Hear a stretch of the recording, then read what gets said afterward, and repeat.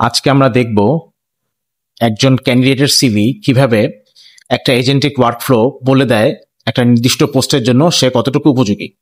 তো সেটা করার জন্য প্রথমেই আমরা বিডি জবসের একটা লিংক চুজ করে নিলাম, যে পোস্টের জন্য অ্যাপ্লাই করছি সেটি। আমার সিভির পুরো অংশটুকু আমরা এখানে কপি করে পেস্ট করে দিলাম এবং তারপরে ইমেল দিয়ে সাবমিট করে দিলাম।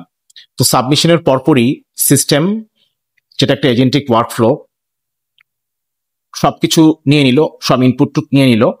নিয়ে নেওয়ার পরেই ব্যাকএন্ডে সে কাজ শুরু করেছে। কাজ করে সে আমাকে একটা কমপ্লিট ফিডব্যাক দিয়ে দিবে, যে ফিডব্যাকের উপর বেসিস করে আমি বুঝতে পারবো যে ওই স্পেসিফিক পোস্টের জন্য আমি আসলে কতটুকু উপযোগী। মেইল অলরেডি চলে এসছে। সো আপনারা দেখতে পাচ্ছেন এখানে সিভিটা 100% ওই পোস্টের জন্য উপযোগী এবং এটা লো রিস্ক আমার জন্য, আমি নির্দ্বিধায় এখানে অ্যাপ্লাই করতে পারি। এমনকি এখানে সে রিকমেন্ডেশন দিয়ে দিচ্ছে যে আমি যেন এই পোস্টের জন্য অ্যাপ্লাই করি। এখানে কিছু কিওয়ার্ড সে দেখাচ্ছে, এমনকি সে একটা সুন্দর কভার লেটার আমাকে তৈরি করে দিয়েছে, যাতে করে এই পোস্টের জন্য আমি কোনো ধরনের প্রবলেম ছাড়াই অ্যাপ্লাই করতে পারি।